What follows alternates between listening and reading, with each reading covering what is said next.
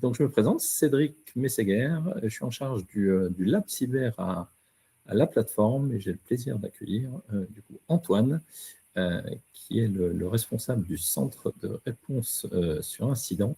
Donc, je suis à Marseille, au campus cyber, pour ceux qui l'ont pas identifié. Et Antoine, j'imagine que tu es au CICERT à Toulon, au centre de réponse sur incident à Toulon. Oui, c'est ça, tout à fait. Je Voilà. suis basé actuellement à Toulon. Eh ben voilà. Alors, sans plus tarder, juste deux mots sur la plateforme, puisque tout le monde ne connaît pas forcément cette école, grande école du numérique inclusive et dont vous regardez, donc vous voyez là à l'écran le futur campus qui sera juste à côté de la tour CMA-CGM à Marseille. C'est une école qui a plusieurs spécialités, que ce soit la partie développement, que ce soit la partie IA, ou bien sûr la spécialité cyber, c'est pour ça notamment qu'on est là.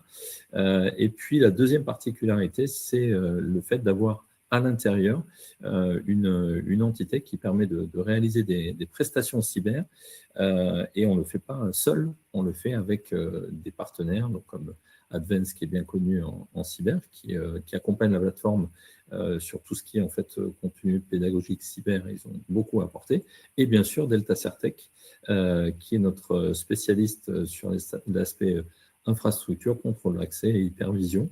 Et donc, ça donne une complémentarité à cette approche un peu innovante, c'est-à-dire il y a de la formation initiale, il y a bien sûr du mode projet, et puis il y a cet aspect un peu original sur lequel on reviendra en fin de présentation. Sans plus tarder, le premier sujet qui en fait, l'objectif c'est pas de stresser, l'objectif c'est de montrer un petit peu des statistiques et spécialement focaliser sur les petites moyennes entreprises, voire les TPE. Et souvent, ce qu'on entend alors au quotidien pour les spécialistes cyber et encore plus au quotidien pour Antoine au CICERT, c'est voilà.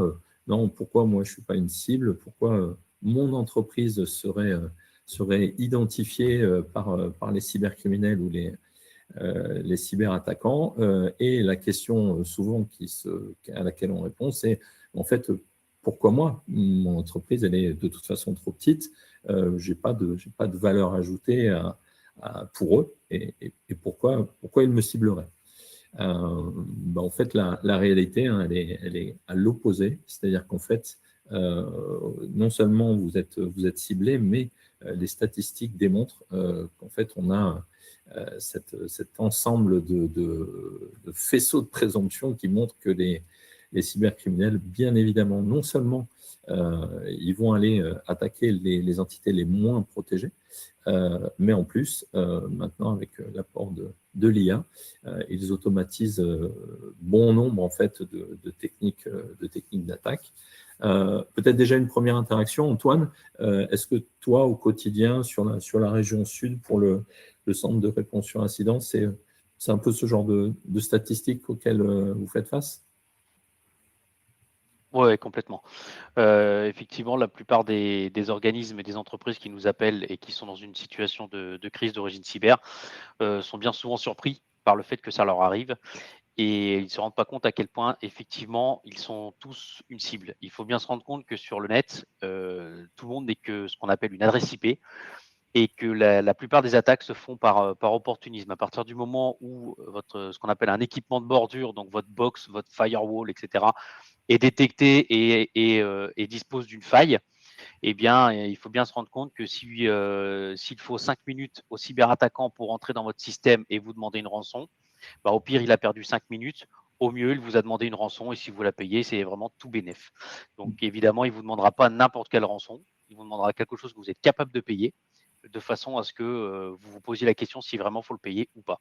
Donc oui, on est vraiment sur ce genre de statistiques parce que c'est beaucoup plus simple pour les cyberattaquants d'attaquer des organismes de type TPE, PME que d'aller chercher des grosses sociétés dont le niveau de maturité cyber est bien souvent bien plus élevé. On reviendra effectivement sur le niveau de maturité et puis en fait les différents organismes qui permettent de répondre ou de vous protéger. L'objectif de cette session, c'est bien de vous donner les clés, mais vous donner les clés pour parer à quel type d'attaque et quel type de menace.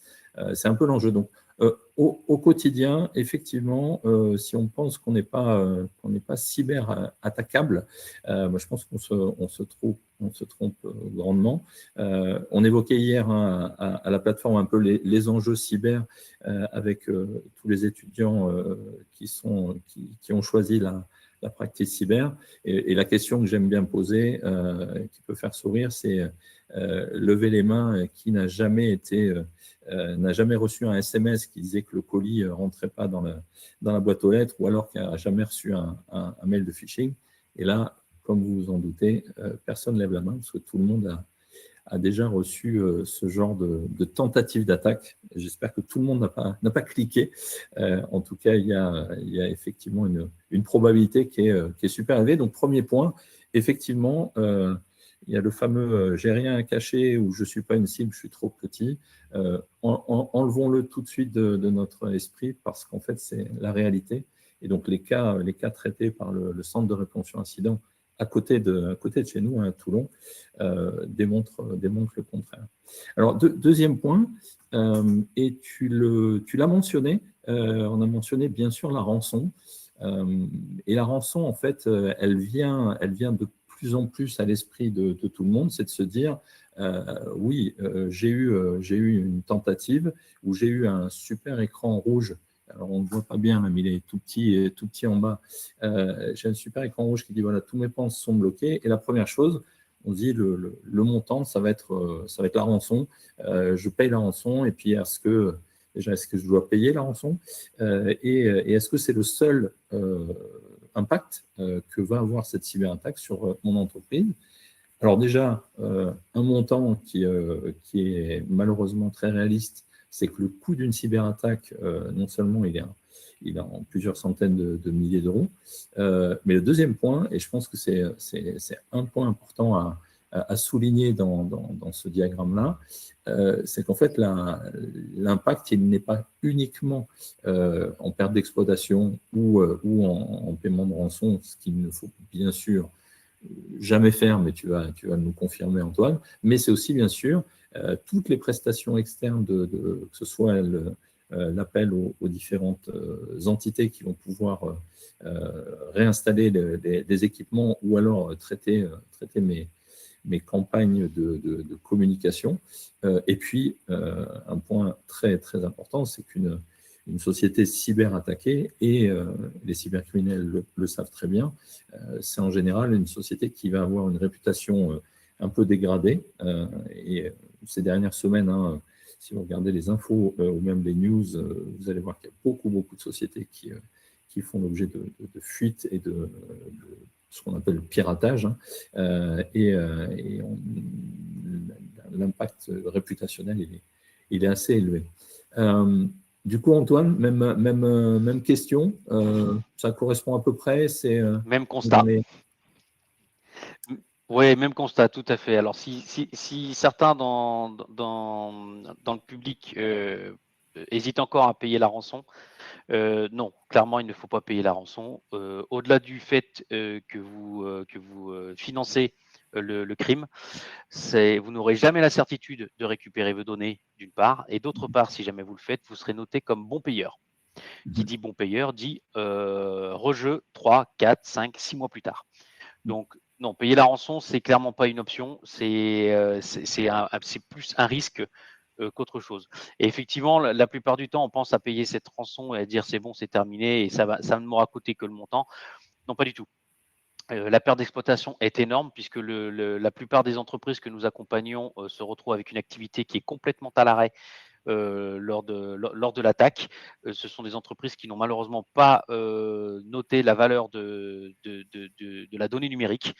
Et le coût réputationnel, il est également énorme parce qu'effectivement, on se retrouve après avec des entreprises qui ont beaucoup plus de difficulté à aller chercher les marchés sur lesquels elle s'était positionnée. Donc, clairement, le coût d'une cyberattaque, oui, on est à peu près dans ces montants-là en moyenne, bien sûr, hein, c'est une moyenne. Hein. Il y en a qui sont plus bas, il y en a qui sont beaucoup plus hauts. Mais il ne faut pas uniquement compter le montant de la rançon. Ce serait vraiment une erreur. Le coût est bien plus élevé que ça et la difficulté pour s'en remettre va bien au-delà de la récupération unique des données. Donc, et ça, on le constate tous les jours à chaque fois qu'on accompagne des entreprises sur les retours d'expérience qu'on fait avec eux derrière. Et peut-être un montant ou un exemple régional de ce type-là, une cyberattaque qui serait arrivée ces dernières semaines, ces derniers mois. Alors, dans le cadre d'une attaque par ransomware, on n'a pas les montants exacts puisqu'évidemment les. Ouais, voilà.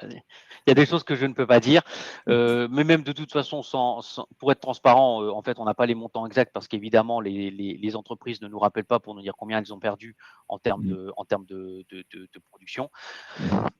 Pardon. Par contre, on a eu des demandes de rançon allant de 50 000 à plusieurs centaines de milliers d'euros. Donc voilà, qui n'ont pas été payés, mais voilà, si ça avait été payé, ça aurait été beaucoup plus grave. On a des entreprises également qu'on a accompagnées qui malheureusement ne se sont pas relevées. Des entreprises un petit peu jeunes parfois, qui n'avaient pas encore une trésorerie suffisamment solide pour pouvoir absorber le coût d'une cyberattaque. C'est arrivé à une entreprise qui vendait du matériel de sport, qui malheureusement s'est fait arnaquer. Et tout le chiffre d'affaires est parti. 2 mois plus tard, malheureusement, la personne mettait la clé sous la porte parce que impossible de se relever. Donc, ça peut aller extrêmement vite. On ne se rend pas compte à quel point un seul clic suffit à mettre votre entreprise à plat. Et la nécessité d'être prêt au moment où ça arrive est plus qu'avérée. Donc voilà. Le montant, en tout cas, c'est à peu près ça. Hein. C'est vrai qu'on est dans cette moyenne-là, oui. On peut le constater. Et le deuxième élément important en général quand on parle de cybercriminalité versus la criminalité classique, il y a déjà quelques années, je pense que 6 ou 7 ans, que le montant en milliards au niveau mondial de la cybercriminalité a dépassé celui de la criminalité classique. Alors, c'est toujours des chiffres un petit peu difficiles à collecter, bien évidemment, mais il est malheureusement, c'est ça. Ouais, on a régulièrement alors à peu près une fois par an, on a un comparatif qu'on peut retrouver sur les différents réseaux, voire même des fois sur les journaux télévisés standards. Ça fait plusieurs années que la cybercriminalité a dépassé la rentabilité de la drogue et du sexe dans le monde. Donc on est vraiment sur quelque chose qui rapporte énormément d'argent, et c'est bien pour ça que le profil des cyberattaquants ont changé. Et qu'on a en face de nous non plus des adolescents dans leur garage avec une capuche sur la tête, mais bien des véritables entreprises qui ont des vrais process opérationnels, des vrais process de qualité et qui font des attaques vraiment en bonne et due forme. Donc ça n'est plus ce qu'on appelait des script killing à l'époque. On a vraiment des professionnels en face contre lesquels il est important de se préparer. Tout à fait. Et du coup, pour revenir sur le point, et là, c'est un témoignage, alors sur ce slide-là et le suivant, c'est un témoignage que vous pouvez retrouver sur Internet d'une directrice financière d'une société de bureau d'études, donc PME, qui s'est dit, voilà, moi je vais témoigner parce que j'ai toujours pas compris comment j'ai pu être ciblé. Et ce qu'on dit souvent, alors je ne sais jamais si c'est l'ancien patron du FBI ou de la CIA qui avait dit ça il y a quelques années, c'est la question n'est pas de savoir si les sociétés vont être attaquées, mais quand elles sont attaquées, parce qu'en fait, tout le monde est déjà la cible et tout le monde a déjà eu affaire, qu'il l'ait détecté ou pas, à une cyberattaque. Donc la clé et le point le plus important qui est en bas du slide, c'est la préparation. Donc non plus se dire c'est pas pour moi, je ne suis pas ciblé, non pas se dire il y a que les grosses sociétés, les grosses entités qui vont arriver à être la cible et qui seront justement très rentables pour les cyberattaquants que tu viens de citer. Mais au contraire, toutes les sociétés, et y compris, alors là on a remis quelques statistiques sur les TPE et les PME. Et puis les cyberattaques recensées en 2024, donc comme tu l'évoquais, hein, pas mal d'organismes, que ce soit l'Agence nationale de sécurité ou cybermalveillance.gouv.fr, donnent régulièrement des statistiques. Et quand on dit 385 000 cyberattaques, ce sont des réelles attaques, pas juste je lance un outil et puis je vois ce qui retombe. C'est vraiment ce qu'on appelle des attaques ciblées sur ces entités-là. Le point là, c'est vraiment de se dire, cette PME-là, alors il y a de plus en plus de témoignages. Hein, même chose il y a 1 ou 2 ans, voire un peu plus, si je pense à la ville de Marseille ou d'autres villes qui ont témoigné.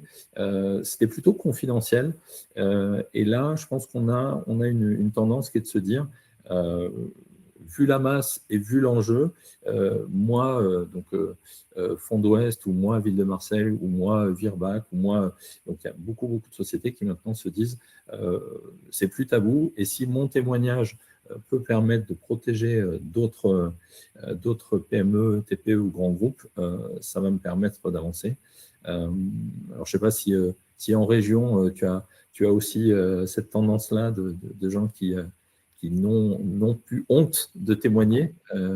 C'est des choses qui se font, ou c'est toujours un peu Non, difficile? c'est vrai que alors, c'est toujours un petit peu difficile, clairement. Il y a toujours ce petit sentiment de honte qui envahit les victimes, les organismes victimes. Mais tu as raison de le préciser, de plus en plus de personnes ont bien conscience que de raconter leur histoire permet de faire prendre conscience du risque à bien des gens et de les engager vers une préparation. Parce qu'ils ont pris deux faces. Le simple fait qu'ils n'étaient vraiment pas prêts et que parfois, dans certains cas, des choses toutes simples auraient juste permis de limiter la casse, voire d'éviter l'attaque. Donc oui, on a de plus en plus de gens qui veulent bien témoigner et également aussi parce que de plus en plus de gens se rendent compte qu'il n'y a aucune honte à avoir à s'être fait cyberattaquer. Et c'est à partir du moment où vous êtes la cible d'un cyberattaquant, il est très fort probable qu'il rentre. Il est très fort probable qu'il rentre. Si vous êtes sa cible, il est fort probable qu'il arrive à rentrer.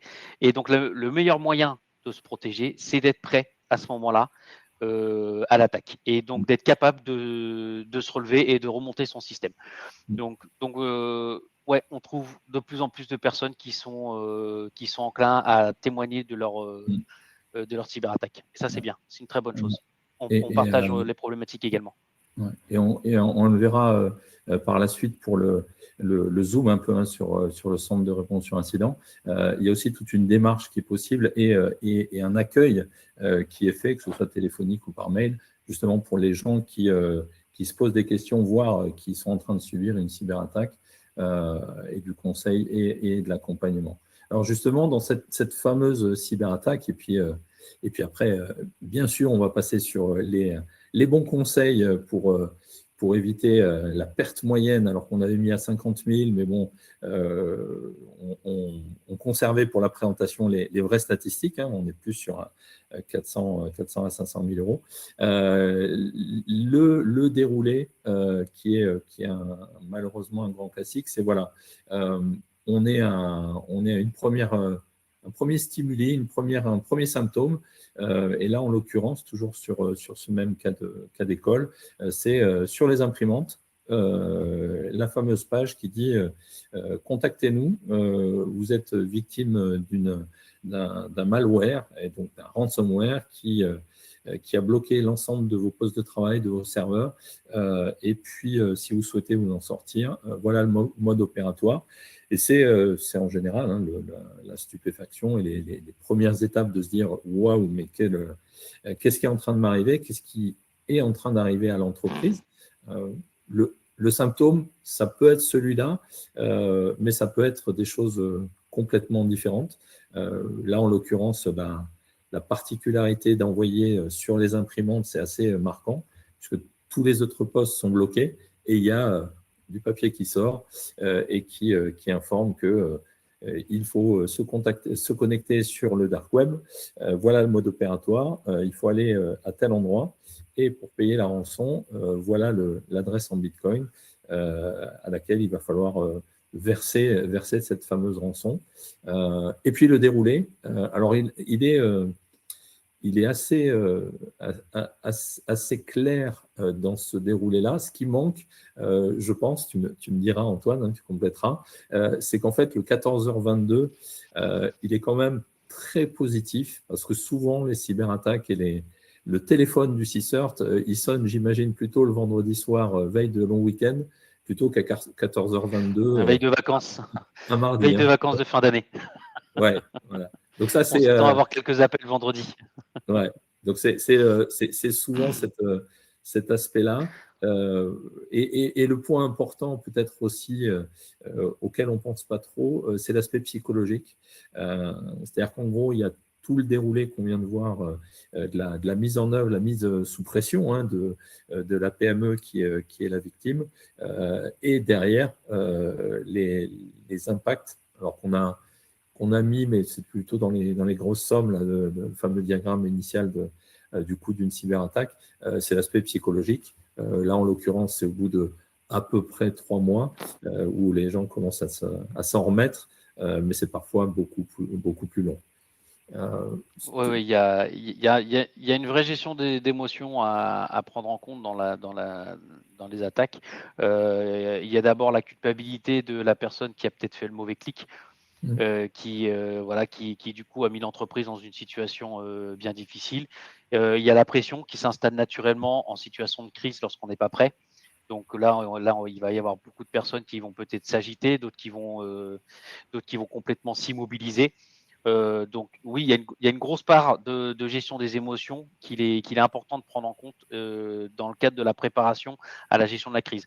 À tel point que ça nous est arrivé, nous, une fois, de devoir accompagner une dirigeante vers une psychologue pour réussir à la calmer, parce qu'elle était dans un état d'anxiété qui était extrêmement avancé. C'était son entreprise.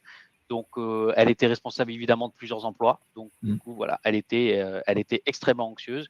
Et on a attendu 2 heures, le temps d'une séance, pour qu'on puisse lui poser des questions et lui demander qu'est-ce qui s'est passé.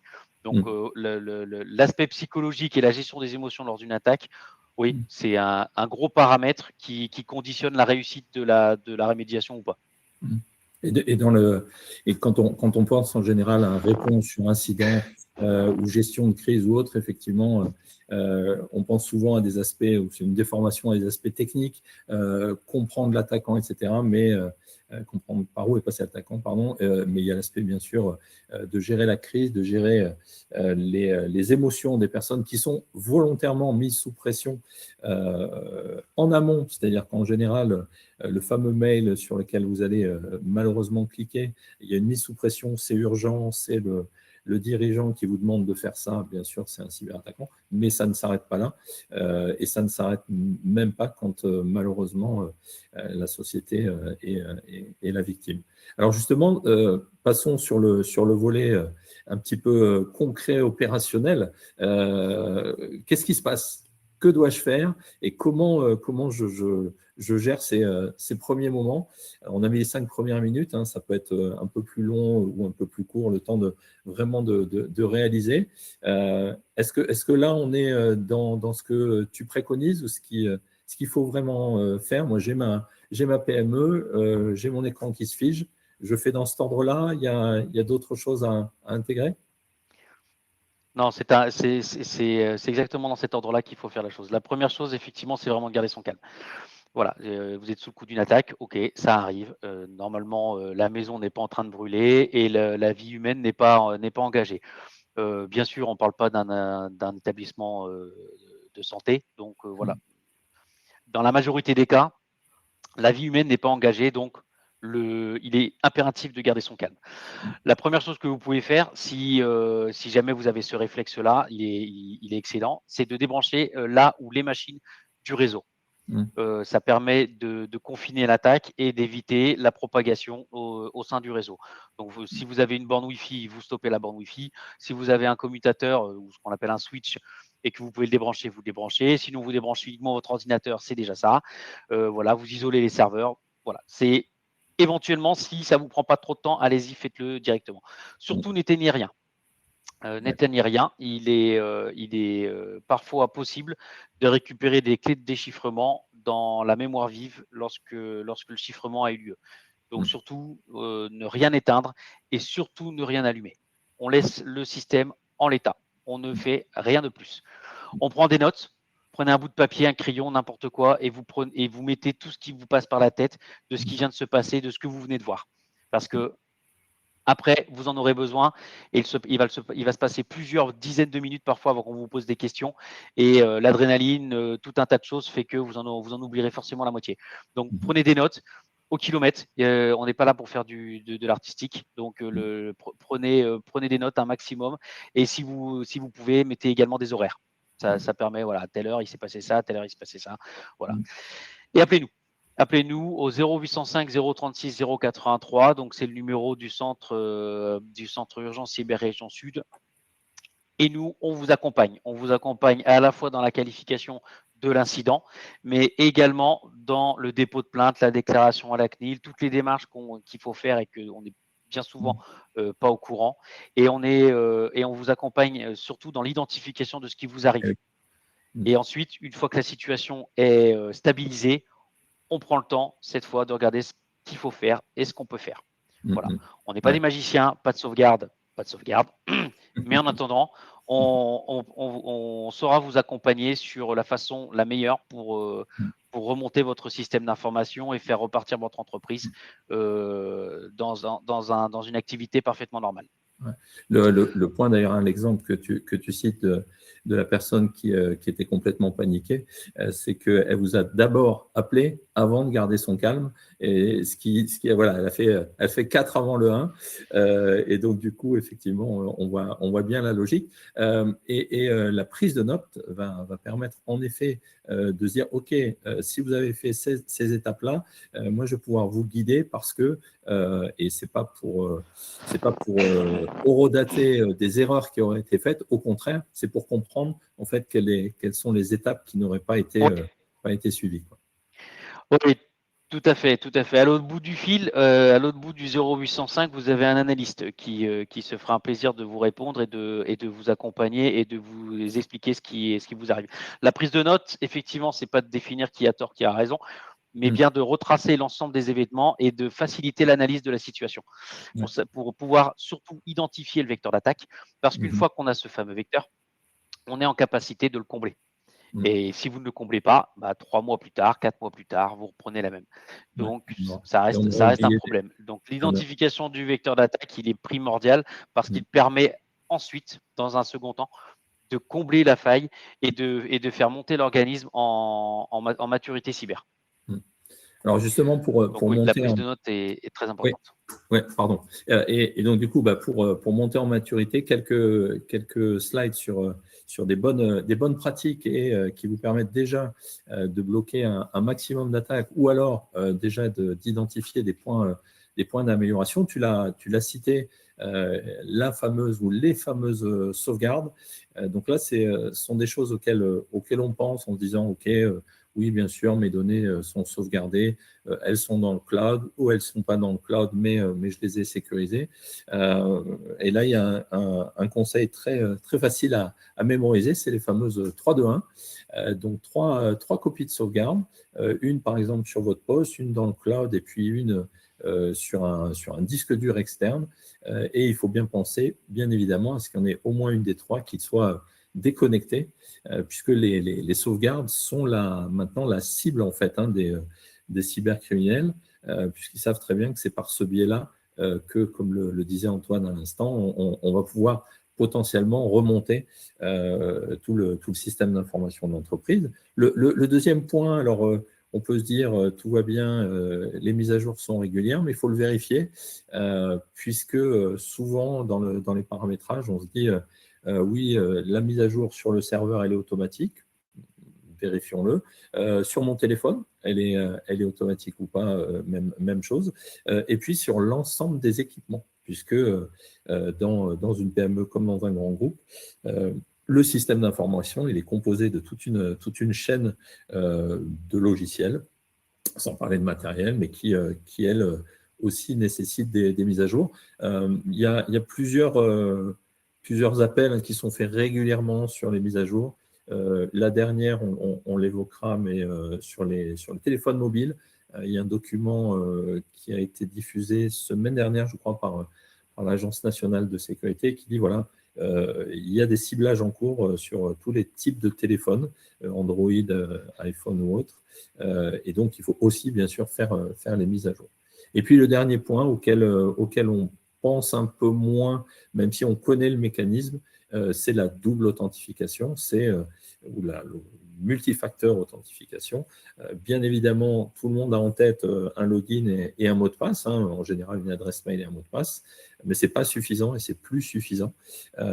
Et par contre, on sait que voilà, quand je me connecte à ma banque, on m'envoie un SMS en plus, on me demande de me connecter sur une application qui va me donner un code tournant, un code aléatoire. Ce sont en fait des bonnes pratiques, et ces 3 bonnes pratiques-là, au moins d'un point de vue technique, vous permettent vraiment de bloquer la majorité des attaques. Est-ce que j'en ai oublié? Il y en a d'autres sur ces aspects-là, on est déjà pas mal. Ouais, alors oublier non, on pourrait en mettre plein, on pourrait en mettre beaucoup plus. Effectivement, ces trois items-là peuvent déjà être mis en interne sans avoir accès forcément à une équipe de professionnels. C'est nécessaire, mais pas forcément suffisant. Voilà, c'est une première chose à faire. Les sauvegardes 3-2-1, la mise à jour et la mise en place du MFA, c'est vrai qu'elle va pouvoir protéger éventuellement d'une grande majorité des attaques. Faut pas hésiter à se faire accompagner dans le cadre de ce genre de choses. Voilà, il y a des professionnels. Mais en tout cas, c'est une première marche, c'est un pied à l'étrier, et c'est déjà mesurer la valeur de la donnée numérique au sein d'une entreprise. Donc voilà, s'il y a un début, ça peut être celui-là, effectivement. Ça peut être ça, ça peut être la première chose à faire. Ouais. Alors, il y a d'autres préconisations, et en préparant cette présentation, tu me parlais aussi du chiffrement des disques durs. C'est-à-dire que si on est une entreprise qui voyage beaucoup et que le PC portable va être volé, si le disque dur en fait n'a pas été chiffré, les données vont pouvoir être très facilement récupérables par les attaquants ou les cybercriminels. Donc c'est une des préconisations peut-être complémentaires à laquelle je peux penser. Il y a toute une liste qu'on verra à la fin sur l'Agence nationale de sécurité, qui a un guide d'hygiène pour vous permettre de relister et puis de balayer un peu tous ces items-là. Mais déjà, je pense qu'effectivement, quand on a ces 3-là, on est pas mal. Et il y en a une à laquelle il faut vraiment penser. C'est tout simplement la partie des outils, le complément, on va dire, des outils techniques. Là, on a vu les bonnes pratiques technologiques, on va dire, les outils eux-mêmes. Alors, on pense bien sûr à l'antivirus. Alors, il y a des antivirus gratuits, pas chers, peu professionnels, mais quand on est une PME, une TPE, il faut plus se poser la question, et il faut ne pas hésiter à monter en gamme. Le fameux pare-feu, donc l'équipement dans mon réseau d'entreprise qui va me protéger des attaques externes et qui va bloquer, c'est super. Alors pour les particuliers, en général, on se dit sur ma box Internet, je suis protégé par mon opérateur, mais en entreprise, c'est clairement pas suffisant. Et surtout, un peu comme l'automatisation des mises à jour qu'on évoquait tout à l'heure, eh bien, il faut vérifier que les règles de ce fameux pare-feu, ce firewall, ont été activées. Parce que je pense que tu as peut-être quelques exemples où il n'y avait pas de règles. C'est ce que tu évoquais. Oui, oui, on a accompagné il y a à peu près 4 ou 5 mois une entreprise qui disposait d'un pare-feu. qui en était très fier. Le pare-feu n'avait pas été mis à jour depuis 6 mois et la licence avait expiré. Donc, à partir du moment où vous avez un équipement de sécurité, il devient une passoire dès lors que les mises à jour ne sont pas faites et dès lors que la configuration n'est pas maîtrisée. Donc, avoir un pare-feu, c'est une bonne chose, mais il faut vraiment, si vous ne savez pas le faire en interne, il faut faire appel à un professionnel qui soit en capacité de, de configurer correctement, de façon adaptée à votre entreprise et qui puisse vraiment vous protéger, que ce soit vraiment une première barrière à devoir franchir, à ce qu'un criminel doit franchir. Donc oui, un pare-feu, c'est pas juste une boîte posée sur une étagère, c'est un système qui est censé protéger et c'est un système d'exploitation. Donc, il doit être mis à jour et les règles doivent être adaptées à l'entreprise. Ouais. Et le principe du pare-feu, c'est j'ai des règles qui autorisent le trafic entrant dans mon entreprise, le trafic sortant. Et puis, parfois, ce qu'on peut avoir, c'est oui, bien sûr, il a été bien paramétré, mais il y a une petite règle qui traîne et qui autorise les trafics dans les deux sens. Et bien sûr, c'est celle-là qui prime sur toutes les autres. Donc, faut effectivement être plutôt vigilant là-dessus. Le gestionnaire de mots de passe, alors on a cité quelques outils et je pense que c'est là aussi une des bonnes pratiques et des lignes de défense, comme on l'a évoqué, plutôt accessibles, puisque il faut oublier les post-it et les mots de passe très, très faciles à craquer, puisque les cybercriminels ont des outils et récupèrent en fait des mots de passe, voire reconstruisent des mots de passe triviaux pour essayer de rentrer dans les comptes ou sur les équipements en réseau de l'entreprise. Il y a maintenant des outils, donc gestionnaire de mots de passe, qui d'ailleurs, pour la majorité, gèrent l'aspect pro et l'aspect perso. Alors, il y a débat. Est-ce que on peut mettre et le pro et le perso sur un même gestionnaire de mots de passe? En tout cas, dans l'usage, pour ceux qui n'en ont pas déjà, c'est un seul mot de passe très, très long et une passe-phrase, donc une phrase à mémoriser qui va être votre unique mot de passe dont vous vous souvenez, et tous les autres vont être générés et gérés par ces gestionnaires de mots de passe. Et je pense que ça, c'est un peu aussi assez unique et quasiment obligatoire, on peut dire. Oui. La gestion des mots de passe, bien souvent, on sous-estime la valeur que ça peut avoir en termes de protection. Mais la nécessité d'avoir un mot de passe unique par identification et complexe, elle est primordiale. Moi, j'aime bien sortir ce petit exemple d'une petite entreprise qu'on a accompagnée qui s'est fait avoir parce que Boulanger s'est fait avoir. Et que dans le dark web est apparue une base de données à vendre avec des identifiants, des couples login, mot de passe. Et pour cette personne-là, en fait, son login était sa boîte mail facilement identifiable dont l'hébergeur était facilement identifiable. Et donc, du coup, le cybercriminel a juste tenté ce couple adresse mail, mot de passe, et il est rentré dans la boîte mail de la personne. Voilà, et ça, c'est hyper simple. Donc, il y a les deux paramètres à prendre vraiment en compte, c'est l'unicité et la complexité des mots de passe. Et ça, il n'y a qu'un gestionnaire de mots de passe qui va pouvoir le faire. Dès qu'on a plusieurs dizaines de mots de passe, c'est impossible de tous les retenir. Et on parle de vrais logiciels de gestionnaire de mots de passe et non pas de stocker les mots de passe dans Chrome ou dans Edge. Ouais. Puisque c'est pas leur objectif.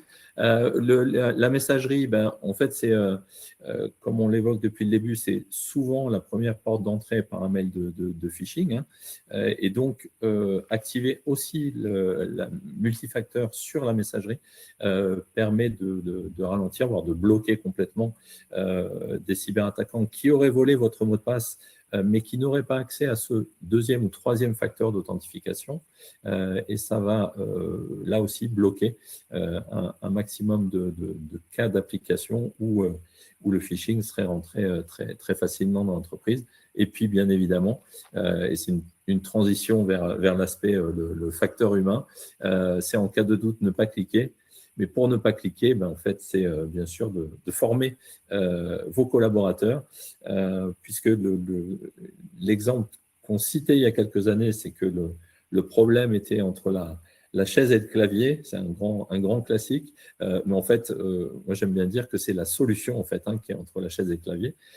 C'est que si vous avez réussi à bien sensibiliser vos collaborateurs, à les tester par des campagnes de faux phishing qui va vous permettre de vérifier leur niveau de sensibilisation et de non-cliquage, on va dire, forcément, ça va vous permettre d'avancer.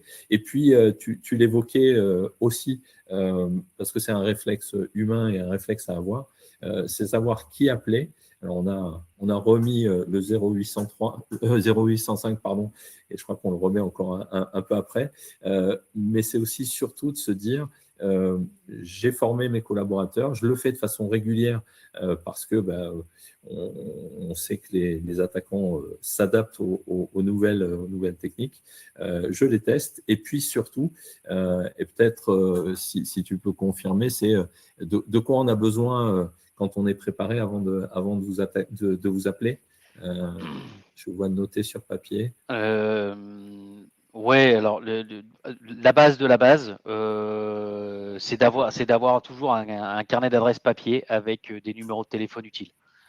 Typiquement les numéros d'urgence. Alors le nôtre, évidemment, puisque de toute façon, nous, on va coordonner la gestion de la crise. Donc de toute façon, on vous accompagnera dans la communication que vous aurez à faire en cas de crise.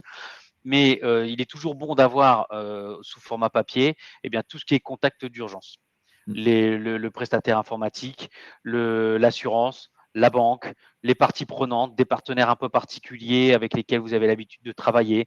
Enfin voilà, toujours au format papier, un annuaire des personnes qui vous semblent les plus importantes à contacter en cas de crise d'origine cyber. Parce qu'à partir du moment où vous faites face à la crise, il est possible que vous n'ayez plus accès à votre système d'information. Donc, il est possible que vous n'ayez plus accès du tout à vos carnets d'adresses. Donc, voilà, toujours avoir ça de côté. C'est vraiment la base de la base que vous pouvez mettre en interne.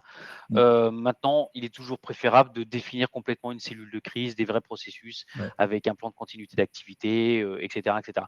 Mais déjà, ça, c'est une première chose à faire. Et bien sûr, la sensibilisation des collaborateurs, elle est primordiale. Amener le doute dans l'esprit des collaborateurs avec lesquels vous travaillez de façon à ce que le clic ne soit pas la norme. Ouais. Et bien évidemment, quand on parle de carnet papier, on ne va pas écrire les mots de passe dans le carnet papier, puisque c'est une très mauvaise pratique. Non, je parlais de numéro de téléphone. Voilà. Et pourquoi en fait on ne va pas écrire le mot de passe, parce que déjà il peut être volé. Et en fait, le gestionnaire de mots de passe permet de répondre à tout ça. C'est-à-dire que le système d'information de l'entreprise va être bloqué. Par contre, ma passe-phrase qui me permet de retrouver l'ensemble de mes mots de passe, je l'ai en tête.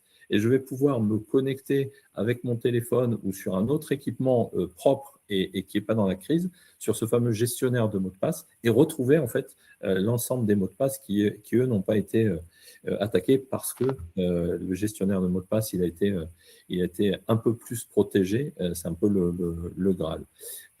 Et donc, du coup, par quoi je commence aujourd'hui parce qu'en fait, voilà, il est 1h moins le quart. À 2h, je vais redémarrer ma gestion. Et par quoi? Quelles sont les questions à se poser? Alors, tu le citais tout à l'heure et plusieurs fois, la donnée numérique. La cible et le Graal en fait des cybercriminels, c'est la donnée. Et eux, bien évidemment, vont cibler non pas la donnée publicitaire qui ne vous intéresse pas pour faire fonctionner votre PME, mais au contraire, ils vont cibler les données les plus sensibles. Et à chaque fois, quand il y a une rançon qui est demandée, c'est bien évidemment la menace de produire et de mettre en ligne ou de divulguer ces données sensibles. Et donc, dans l'autre sens, pour être préparé et pour commencer dès maintenant, la première question, c'est quelles sont mes données numériques vitales. Si demain, j'ai la base de données des paramètres de mon usine de fabrication qui est bloquée, j'ai plus accès, et ben en fait, la société s'arrête. Si c'est une société de service et qu'elle n'a plus accès à son extranet qui permet de se connecter avec ses clients, etc., etc. Et donc, du coup, c'est se poser la question de dire, tiens, OK, je fais mon, alors, sans trop être trop de jargon, je fais mon analyse de risque, je fais mon audit de maturité et je me dis, OK, quelles sont les données les plus sensibles, hein, quels sont les joyaux de l'entreprise au format numérique qui une fois bloqués, bloquent l'ensemble de l'entreprise. Les prestataires, tu l'as évoqué, ainsi que les assureurs ou les cyberassureurs. Sur les données, c'est pareil, pour toi, c'est l'étape 0 même à faire Ouais, au plus vite. La priorité, c'est de mesurer la valeur de la donnée numérique. Moi, j'aime toujours proposer aux gens, aux personnes avec qui j'en discute, de se dire, bah, tiens, le lundi matin, je commence ma semaine, j'ouvre pas mon ordinateur. Si le vendredi, j'en ai toujours pas besoin, c'est qu'effectivement, la cybersécurité n'est pas un enjeu pour moi. Mhm. J'ai encore croisé personne qui pouvait travailler sous cette forme-là. Mhm. Donc, l'importance pour prendre en compte les enjeux de cybersécurité pour une entreprise, c'est bien de mesurer la valeur de la donnée numérique, de savoir où sont mes données, Mhm. quelles Ah oui. sont les données qui sont primordiales à l'établissement de mes process métiers, que ce soit de la Mhm. vente, que ce soit de la production, de la logistique, etc. Il y a forcément de la donnée numérique qui est associée et que si je ne l'ai pas à dispo, eh bien, je ne pourrai pas faire mon métier, je ne pourrai pas faire mon travail. Donc, ça, c'est la première mesure à faire. Dites-vous bien que votre prestataire également n'est pas responsable de tout. Vous avez un contrat avec votre prestataire et donc forcément, le prestataire n'est pas tenu de sortir de ce contrat-là. Et vous devez savoir quel type de contrat vous avez, quelles sont ses prérogatives et quel est son périmètre.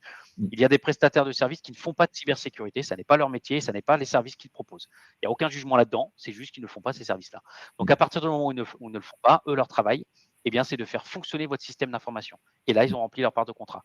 Donc, Mhm. à vous, à chaque dirigeant, de savoir quel type de prestation j'ai et ne pas hésiter à se faire accompagner par des professionnels de la cybersécurité, un accompagnement pour pouvoir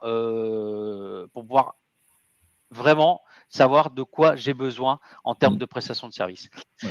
Et bien souvent, j'ai des entreprises qui également me disent c'est bon, je suis assuré. Non, c'est faux. Il y a des assurances qui existent, qui couvrent certains risques dans certaines conditions. Il est primordial de les connaître parce que si vous ne les connaissez pas, au moment où il vous arrive la crise, votre assureur peut très bien vous dire bah non, on n'assure pas ce type de problématique. Et si vous Mhm. n'êtes pas au courant, ça va poser des problèmes. Donc, Ouais. Bon. voilà, Mhm. la première chose pour prendre en compte les enjeux de cybersécurité, voilà, c'est ces 3 petits travaux à faire.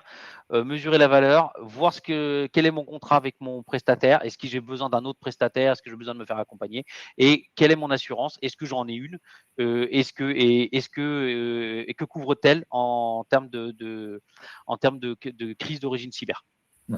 Et le, le- Voilà. le point, c'est en le relisant et en vérifiant, on va parfois tomber sur des bonnes surprises, hein. Il y a des mauvaises, mais il y a des bonnes aussi, puisque Ouais. les assurances cyber vont bien sûr parfois prendre en charge le coût, par exemple, de la campagne de communication, par exemple, le rétablissement de tout ou partie du système d'information. Et donc, ça va permettre de faire gagner pas mal de temps. Quelques points de contact. Alors, il y en a pléthore, mais on commence par les régionaux de l'État. Hein, le centre donc, urgence cyber région sud et on va voir sur le slide suivant les détails. On va te solliciter pour savoir est-ce qu'on a oublié des briques ou alors est-ce que tout y est et comment le CSIRT peut accompagner les TPE-PME. L'Agence nationale de sécurité, alors c'est une source assez importante hein, de bons conseils et de guides. On en a cité là quelques-uns. Bien sûr, ils vont certifier certains prestataires pour vérifier qu'ils sont les bons interlocuteurs et qu'ils ont les bons niveaux de technicité. Pour information, il y a deux représentants, deux délégués régionaux de l'Agence nationale de sécurité qui couvre toute la région PACA. Et puis le Lab Cyber, on en parle juste après, puisqu'on est… alors, on ne fait pas de réponse en urgence à de la crise cyber. Par contre, on a des possibilités, des prestations qu'on va pouvoir vous proposer.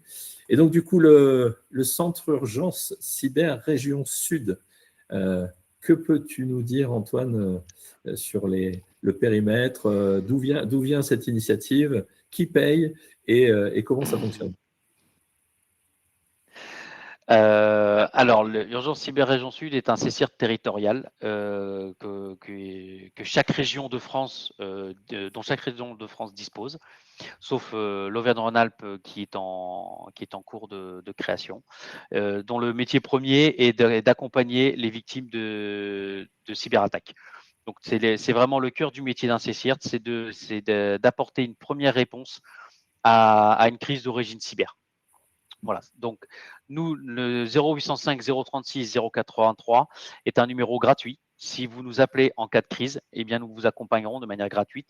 C'est financé par des fonds européens dans un premier temps et dernièrement par l'ANSSI directement qui finance cette réponse proposée et fournie aux acteurs de toutes les régions de France. Voilà. Donc on est un petit peu le SAMU cyber. Quand le feu est là, on accompagne pour l'extinction. Mais comme dans n'importe quel métier d'urgence, la meilleure défense, c'est de la préparation. Donc, on propose également la possibilité de se préparer à l'attaque au travers, comme plusieurs organismes, hein, comme vous, hein, au lab, à la plateforme. Donc, on propose un diagnostic de façon à évaluer la maturité cyber et à faire un premier état des lieux de comment ça se passe un petit peu au niveau des défenses. Et on dispose également de partenaires qui nous soutiennent et qui partagent nos valeurs et qui sont en capacité de faire les interventions techniques et de proposer des solutions qui sont adaptées aux entreprises. Il ne s'agit pas d'aller dépenser 200 000 euros par an dans la cyber si ce n'est pas utile. Donc, on a des partenaires qui sont en capacité de proposer des solutions adaptées à des coûts adaptés. Voilà. Donc nous, voilà, c'est les deux services principaux qu'on propose aux organismes de la région PACA. Ok. Et on retrouve l'ensemble un peu plus détaillé sur le site web qu'on a mentionné là aussi. Les visiteurs d'aujourd'hui ont sûrement entendu parler d'un numéro plus court. Moi, si je suis témoin d'une attaque dans la rue, je vais faire le 17. Il n'y a pas un truc là-dessus aussi qui existe? Le 17 cyber, effectivement. Aujourd'hui, le 17 cyber est une plateforme qui est en train de prendre de l'ampleur en France et les CSIRT territoriaux sont en train d'être intégrés les uns après les autres. C'est pareil pour Urgence Cyber Région Sud. Nous sommes en train de nous intégrer à cette plateforme-là. Donc, à partir du moment où vous contactez cybermalveillance.gouv.fr au travers de leur plateforme, donc ce sera effectif d'ici fin janvier. Vous serez redirigé vers nous pour l'accompagnement et vers les partenaires experts cyber référencés sur la plateforme pour tout ce qui est intervention technique. Donc, il y aura bientôt deux possibilités de se faire accompagner, mais qui mèneront au même endroit. C'est le 0805 ou la plateforme du 17 cyber. Oui, tout à fait. C'était le petit Mais scoop. on connaît également nos partenaires. On connaît également nos partenaires et donc du coup voilà, certains ne sont pas labellisés experts cyber, mais voilà, ils sont malgré tout experts en cybersécurité. Donc le voilà, petit c'était scoop le scoop. avant Noël, hein, voilà, on l'a pas dit, on attend que ce soit opérationnel. Pour l'instant, on fait le 0805 où on vous contacte via l'adresse mail. En fonction du niveau d'urgence. Merci Antoine. Et donc du coup, le petit complément, c'est-à-dire en mode un peu plus calme, quand tout se passe bien, même si on peut aussi bien sûr vous rediriger. Le Lab Cyber de la plateforme, donc qu'on a présenté sur le premier slide, on a essayé de définir un mode opératoire, une démarche la plus simple possible pour aller vite sur le sujet de monter en maturité dans ce domaine-là. C'est un premier call, donc qui est un appel au Lab Cyber. Vous avez eu les coordonnées en intro et l'objectif, c'est vraiment de dimensionner avec vous quels sont les trous dans la raquette, si on peut l'évoquer comme ça, qui vont vous intéresser. Donc, vous avez peut-être déjà fait un test d'intrusion, mais vous n'êtes pas posé la question en amont sur voilà, quels sont les vrais assets que je dois protéger dans ma PME. Ou alors, vous vous dites, tiens, en fait, ouais, finalement, ça fait un petit moment que je n'ai pas fait de sensibilisation à mes équipes et donc ce serait peut-être bien de voir dans quelle mesure je veux avancer et je peux faire une sensibilisation la plus adaptée à mon contexte. Une société qui est dans les cartes bancaires et il y en a quelques-unes dans la région, même des petites, ne se protègent pas de la même façon en termes de sensibilisation de ses utilisateurs qu'une société qui fait du développement ou des sites web. Et donc, on a défini en service à la carte au niveau du Lab Cyber de la plateforme, ces 3 grandes briques qui sont sensibilisation, un diagnostic général plutôt organisationnel qu'on va réaliser, comme tu l'évoques, Antoine, avec des partenaires, puisqu'on n'a pas forcément toutes les compétences et donc des partenaires qui sont identifiés sur Urgence Cyber Région Sud peuvent travailler avec le Lab Cyber. Et puis sur l'aspect, donc on pense au Advance, Formine, toutes les sociétés même plus régionales, Cyberwings, il faut que j'en cite plein. Et puis sur la partie audit approfondie qui est là et beaucoup plus technique, on va là notamment travailler et vous l'avez vu en intro avec Delta Certec, un partenaire régional qui travaille beaucoup sur les aspects infrastructure, contrôle d'accès et puis hypervision de l'ensemble des briques de votre système d'information. Et donc sur ces bases-là, on a un panel assez global. On a vu, je pense, les enjeux. On a vu, je pense que jusqu'à présent, donc les enjeux de l'ensemble de ces cyberattaques, et ça a, je pense, ouvert pas mal de perspectives sur le fait que oui, tout le monde est ciblé et donc il n'y a malheureusement plus moyen de se cacher. On a vu les différentes étapes du déroulé d'une cyberattaque. Je pense que la clé, c'est bien sûr d'arriver à s'en protéger et de se préparer à la crise. Si la crise est là, le CICERT est là et donc d'ailleurs on n'a pas cité l'acronyme Computer Security Incident Response Team en bon anglais et donc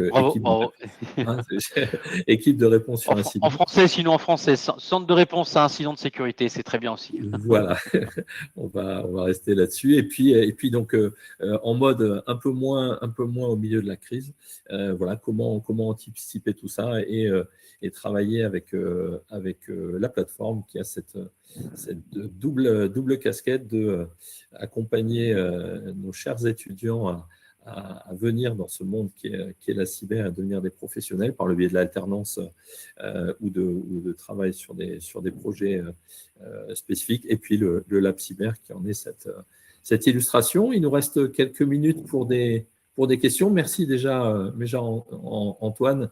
Je pense qu'on a bien déroulé. Si tu as peut-être un mot de conclusion. Moi, je suis très content de cette collaboration avec vous. Ça montre qu'on fait tous front face à la menace. On est tous là pour s'engager dans une même optique, c'est d'accompagner les structures à l'élévation de la maturité cyber. Et ça, on arrivera à le faire que tous ensemble. Donc vraiment, je suis très content d'avoir participé à cette sensibilisation, à ce webinaire. Rien que pour montrer qu'on est tous là pour le même objectif. Donc voilà. Maintenant, s'il y a un mot pour moi à retenir, c'est pas un mot, c'est un numéro de téléphone. C'est quand il y a la crise, appelez. N'attendez pas, appelez, parce que il y en a qui attendent 3 semaines et c'est très compliqué à récupérer. Donc appelez, Et plus vite c'est fait, plus facile c'est plus facile est la rémédiation. Donc n'hésitez surtout pas, il n'y a aucune honte, ça arrive, c'est comme ça, et quand ça arrive, de toute façon, il faut remonter la pente. Donc on n'a plus le choix. Donc voilà. Et, en tout cas, merci Cédric pour cette invitation, ça m'a fait très plaisir de co-animer ce webinaire avec toi.